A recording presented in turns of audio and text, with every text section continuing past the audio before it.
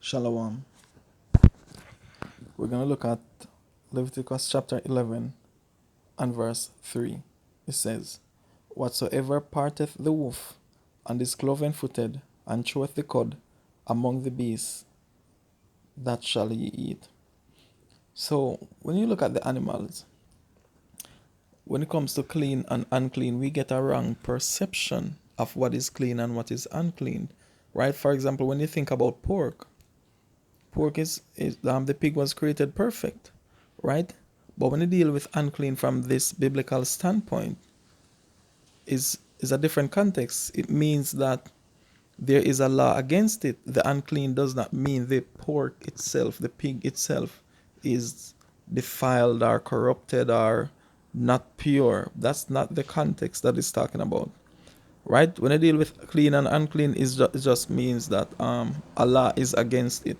For example, a person that eats vegetables and a person that eats pork, what happens after they eat it?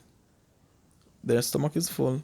They go to the bathroom, pass out whatever they need to pass out, and that's it, right? So it's not unclean in that context. It's unclean in the sense that there is a law against it. For example, what is the difference between a person having an, an illegal gun and a person having a legal gun? Both guns have the same effect. If you shoot someone, they'll die. But what makes the difference? There's a law against one, right? So it's the same thing when you're dealing with this. It's the same context of unclean, right? So it says, "Whatsoever parteth the hoof, and is cloven footed, and cheweth the cud among the beasts, that shall ye eat." Right? So when you look at the criterion, it says, "Divide the hoof, cloven foot, and chew the cud."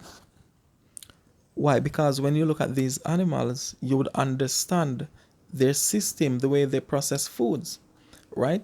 Because when your sheep or your cow goes to feed, they cannot just break down certain things like certain grass and so forth, right?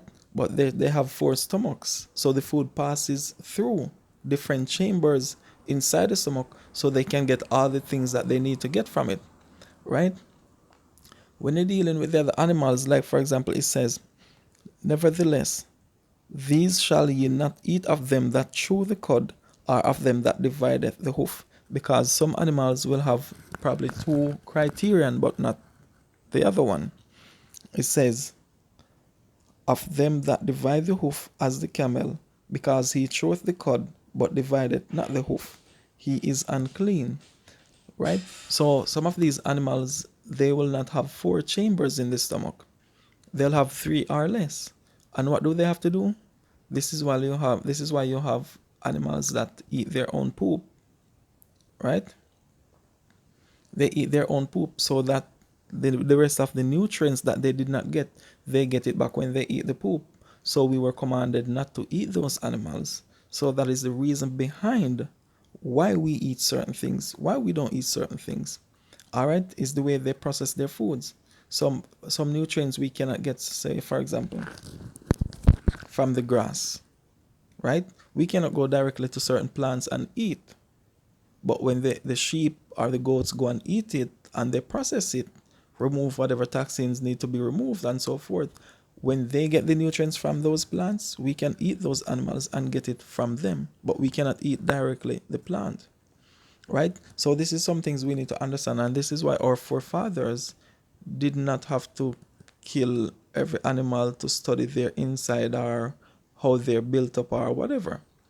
They'll just follow the simple laws and they would know what is healthy and what is right to eat and what is not right. All right. So this is basically what the dietary law is about. So you don't want to eat animals like, rats and rabbits and so forth. You know, they deal with foods different. They don't have the proper chambers to process the foods. And the Most High doesn't want us to deal with that. So he gave us specifications on what type of animals to eat. So if you're in the wild and you're looking at an animal, you can know, okay, I can eat that, or no, I can't eat that. All right? You don't have to kill and study like these other nations.